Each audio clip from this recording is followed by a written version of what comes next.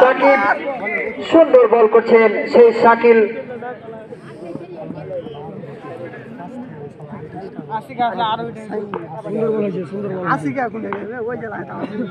আবার বল শুরু করছেন সাকিব। দেখে শুনে বল খেলতে চেয়েছেন সেই উজ্জ্বল, ব্যাটে বলে সংযোগ থাকায় কোনো রান নয়, কোনো বিপদ নাই, রান যা ছিল তাই 37।